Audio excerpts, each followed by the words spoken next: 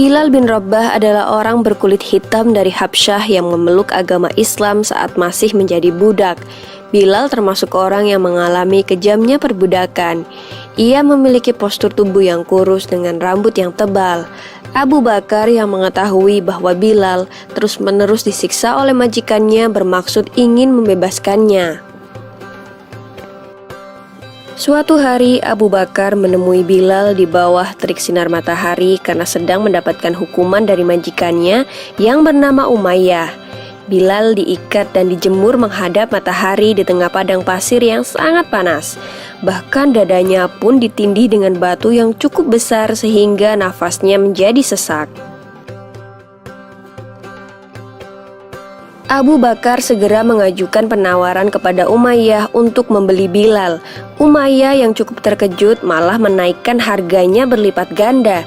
Ia mengira bahwa Abu Bakar tidak akan sudi untuk membayar mahal demi budak seperti Bilal. Namun ternyata Abu Bakar bersedia. Umayyah menerima 9 uqiyah emas untuk ditukarkan dengan Bilal.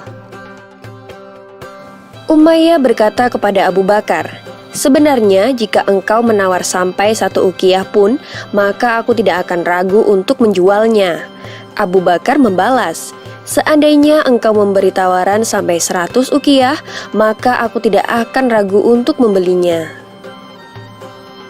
Sejak saat itu, Bilal senantiasa menemani dan menjaga Rasulullah yang hendak hijrah menuju Madinah. Ia kemudian dipilih untuk menjadi muazin atau orang pertama yang mengumandangkan azan. Bilal dipilih karena memiliki suara yang indah dan keras, sehingga dapat menjangkau seluruh penjuru Madinah. Suatu hari ketika tiba waktunya bagi kekasih Allah untuk meninggalkan urusan duniawi, Bilal menjadi tak sanggup lagi mengumandangkan azan.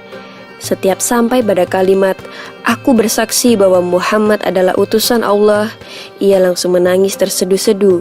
Begitu pula kaum muslimin yang mendengarnya, mereka larut dalam tangisan pilu.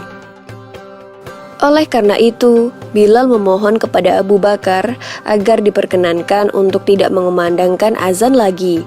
Selain itu, Bilal juga meminta izin untuk keluar dari kota Madinah dengan alasan berjihad di jalan Allah dan ikut berperang ke wilayah Syam.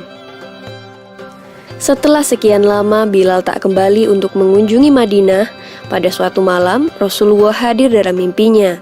Dalam mimpi itu Rasulullah berkata, "Wahai Bilal, mengapa engkau tak mengunjungiku? Mengapa sampai seperti ini?" Bilal pun segera terbangun. Tanpa berpikir panjang, ia segera mempersiapkan perjalanan kembali ke Madinah.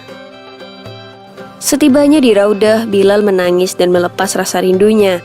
Di tengah tangisnya itu, nampak 2 cucu Rasulullah yaitu Hasan dan Husain datang mendekatinya. Dengan mata berlinang, Bilal yang kian beranjak tua segera memeluk kedua anak lelaki tersebut. Husain berkata kepada Bilal, "Paman, maukah engkau sekali saja mengumandangkan azan untuk kami? Kami ingin mengenang kakek." Pada saat yang bersamaan, Umar bin Khattab juga sedang melihat pemandangan yang mengharukan itu. Ia pun turut memohon kepada Bilal agar ia mau mengumandangkan azan lagi. Setelah berpikir sejenak, akhirnya Bilal memenuhi permintaan mereka. Saat waktu sholat tiba, Bilal naik ke tempat di mana ia dahulu biasa mengumandangkan azan. Saat lafal Allahu Akbar dikumandangkan olehnya, mendadak seluruh Madinah senyap. Semua orang terkejut mendengar suara yang telah bertahun-tahun hilang, kini telah kembali. Suara yang mengingatkan pada sosok nan agung yang begitu dirindukan itu. Ketika Bilal sampai pada lafal Asyhadu alla ilaha illallah, seluruh warga Madinah berlarian ke arah suara itu. Sewaktu Bilal hendak mengumandangkan Asyhadu anna, Madinah tiba-tiba pecah oleh tangisan yang sangat memilukan. Bilal pun tak sanggup lagi untuk melanjutkan azannya. Mereka semua menangis, teringat masa-masa indah dan kejayaan bersama Rasulullah. Di antara mereka, Umar bin Khattab lah yang paling keras tangisannya. Di atas Menara Nabawi, Bilal mulai beranjak turun dan wajahnya dipenuhi oleh air mata yang berderai. Itulah azan pertama dan terakhir bagi Bilal setelah Rasulullah wafat. Bilal wafat pada tahun 20 Hijriah di Damaskus saat ia berusia sekitar 60 tahun. Demikian kisah Bilal bin Rabah dan azan terakhir di Madinah. Anak-anak, kalian baru saja menyaksikan kisah sahabat Rasul bernama Bilal bin Rabah. Seorang budak berkulit hitam, namun Rasulullah SAW tidak memperlakukan Bilal sebagai budak. Bahkan Rasulullah menganggap Bilal sama dengan sahabat-sahabat beliau seperti Abu Bakar, Umar, Utsman, dan yang lainnya. Anak-anak, di negara kita Indonesia terdiri dari ribuan pulau dan karakteristik yang berbeda setiap daerahnya. Perbedaan ini meliputi perbedaan agama, suku, adat istiadat, perbedaan ras, dan lain sebagainya. Keragaman ini juga ada di sekitar kita. Di lingkungan kita misalnya, orang-orangnya beragam, baik itu karakter, gaya berpakaian, bahasa, dan lain sebagainya. Keberagaman bukan hanya kita temukan di lingkungan kita, akan tetapi di dalam rumah kita sendiri ada keberagaman. Begitupun di madrasah kita ini, MTSN 2 Kendari, akan kalian temukan banyak perbedaan dan keberagaman. Kita memang berbeda, tetapi itu bukan berarti kita tidak layak untuk mendapatkan perlakuan yang setara dan adil. Untuk mendapatkan itu semua, kuncinya adalah kesetaraan. Pengertian kesetaraan dalam Kamus Besar Bahasa Indonesia menyamakan tara dengan imbangan. Kesetaraan mengakar pada setara yang maksudnya adalah sejajar, sama tingginya, sama rendahnya, sama tingkatannya, sama kedudukannya, sama kualitasnya, sebanding, sepadan, seimbang, dan lain sebagainya. Kesetaraan adalah persamaan kedudukan, persamaan tingkatan, tidak ada yang lebih tinggi atau lebih rendah, sederajat, atau suatu kondisi di mana dalam perbedaan manusia tetap memiliki satu kedudukan yang sama.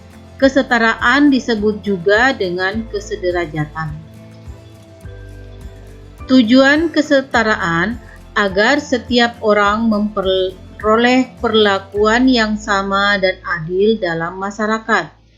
Perbedaan atau keberagaman yang ada di Indonesia bisa menyebabkan konflik atau perpecahan. Maka karena itu, prinsip kesetaraan harus diterapkan. Kesetaraan dalam Islam. Prinsip kesetaraan manusia merupakan ajaran yang amat sentral dalam Islam.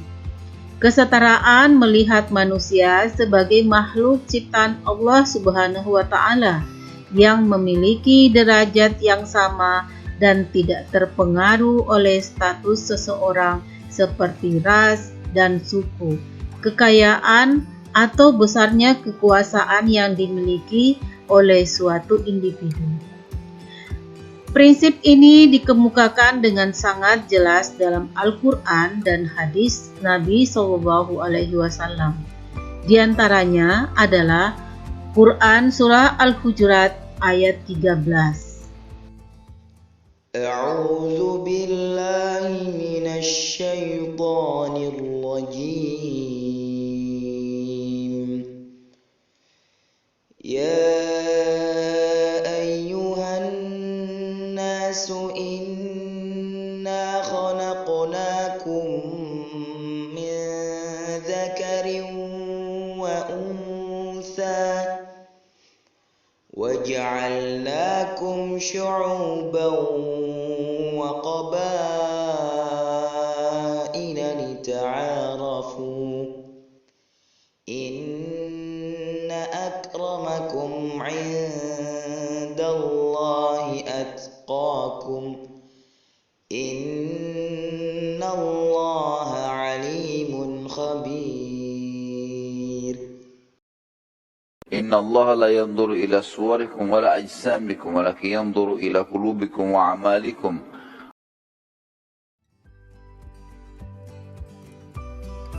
Prinsip kesetaraan di Indonesia. Di negara kita ini, kesetaraan diatur dalam pasal 27 ayat 1 Undang-Undang Dasar 1945 yang berbunyi, segala warga negara bersamaan kedudukannya di dalam hukum dan pemerintahan, dan wajib menjunjung hukum dan pemerintahan itu dengan tidak ada kecualinya. Indikator kesetaraan. Kesetaraan dapat dilihat dengan adanya 1. Persamaan derajat dalam beragama, suku bangsa, ras, golongan, dan gender. Kedua, persamaan hak dari segi pendidikan, pekerjaan, dan kehidupan yang layak. Yang ketiga, persamaan kewajiban baik sebagai hamba Tuhan, anggota masyarakat, dan individu. Kesetaraan di madrasah. Kesetaraan di madrasah ada tiga, yaitu yang pertama adalah kesetaraan dalam memperoleh pelayanan pendidikan. Anak-anak, di madrasah kita ini MTSN 2 Kendari, kalian mempunyai hak yang sama dan pelayanan yang sama tanpa membedakan pangkat, jabatan, harta orang tua kalian. Semua sama dalam mendapatkan pelayanan.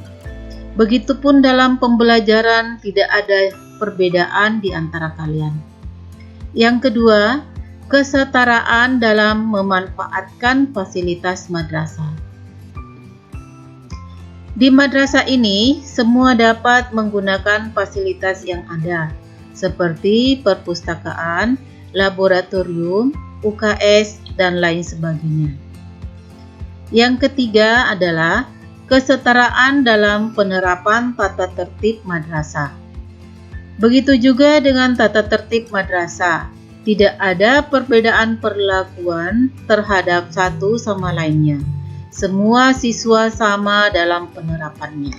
Anak-anak, perbedaan atau keanekaragaman janganlah menjadi suatu penghalang untuk menciptakan kehidupan yang harmonis dan tenang dalam lingkungan sekitar kita. Terlebih di lingkungan madrasah kita.